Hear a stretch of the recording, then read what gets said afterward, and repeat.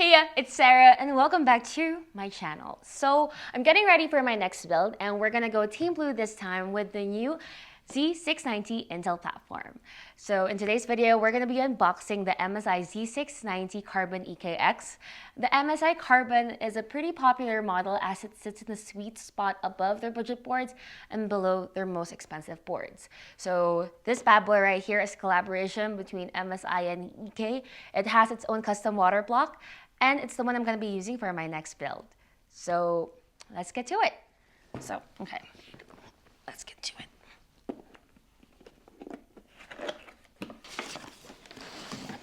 Before we open this, can I just say I love boxes with handles. This guy here means extra points for this box in my book. Okay, I'm sorry, I just had to say that.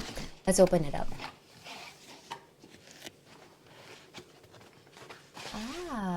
Okay, so a leak tester comes with a motherboard. That's cool. So this thing comes in really handy. I used it on my build and guess what? I already have one of these, so I guess I'll have to give one away to you guys during a future video. We got the water block here. This thing looks really nice. I like it. But we'll take a better look at that in a bit. Let's first take a close look at the motherboard.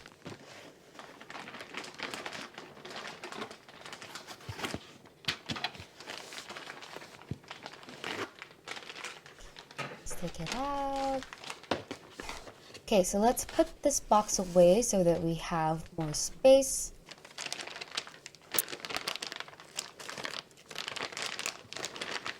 Okay.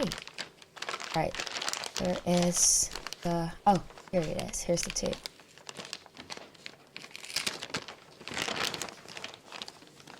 That off. And let's flip it over so that we can take it out a lot easier. Looks really clean, you guys. The aesthetics flow really well. Okay, oops. Okay, let's turn it around here so we can look at it right side up. Nice. Alright, let's look at the inputs now. Let's just flip it to the side.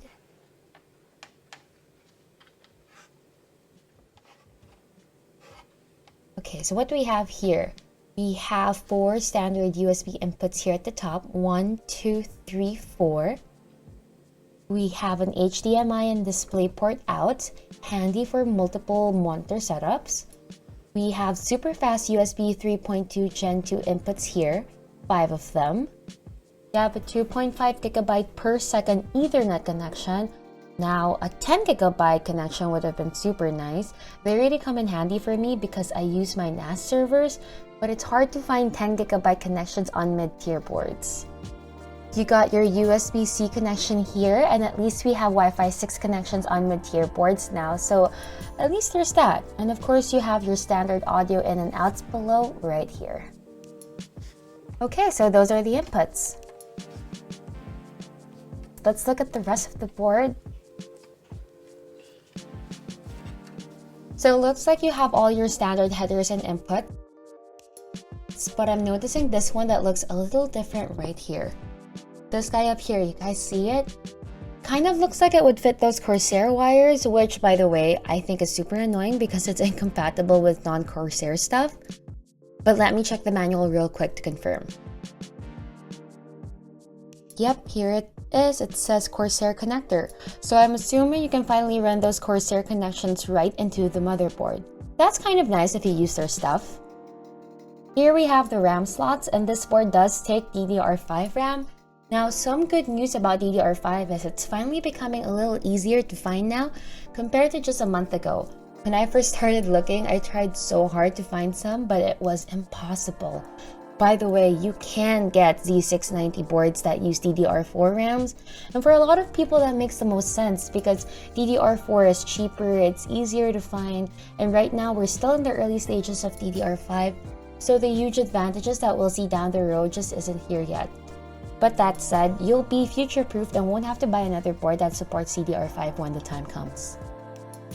So we've got addressable RGB header up here and down here.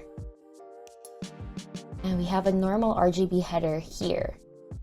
And I'm looking at everything else, and it looks like all the other connections are your typical headers and connections. Okay, up here we have an M.2 slot. Now we probably have another one this slot here and one down here. Although the heatsink above looks pretty large, and maybe there might be two. So let's go ahead and open these guys up.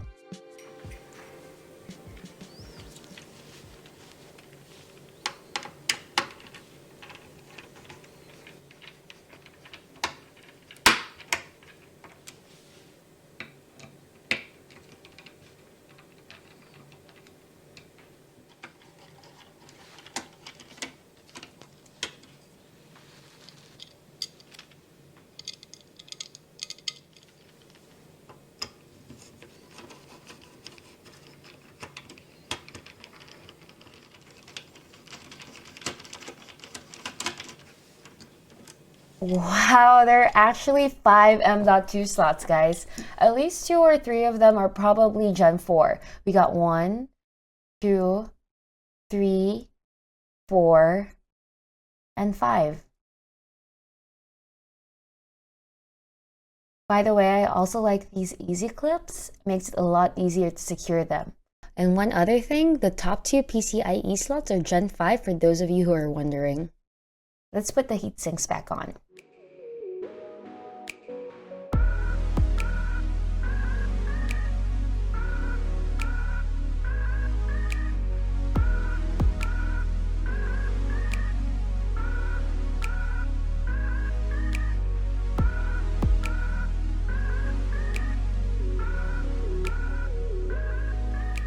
Now the grand finale. Let's look at the custom water block for the board. It looks so pretty. Okay, let's open this guy up now. I want to be careful. Yeah.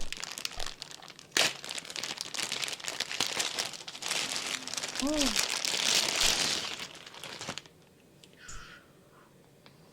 Let's see what it looks like on the board. Wow, that looks so cool. That looks super clean. I love it. So in addition to the CPU, you have active cooling on the top M.2 SSD. Super cool. Pun intended. I really love the look of this board, you guys. I like the carbon look. It flows nicely, and that butter block looks really clean. It's a pretty looking board, and I can't wait to start building on it. So I think the normal version of this board is $400, and you can get this special edition version of the board for around $630 at EK's website. So if you're going to water cool the normal board, it's actually cheaper getting this one because a decent CPU water block is going to be at least around $200 anyway. Plus, this one gives you active cooling to one of your M.2 SSDs. And I think the water block on here looks much nicer. Oh yeah, by the way, it does come with a leak tester, and if I recall correctly, I think I paid $45 for mine. That was a fun first quick look at this motherboard, and I can't wait to start building on it. So there you guys have it. I'm excited for my new build, and you guys will see more of that later on the channel. But for now, I hope you guys liked this video. If you guys did, don't forget to give this video a thumbs up, leave a comment down below, and to hit that subscribe button. And with that said, I'll see you guys next time. Bye bye.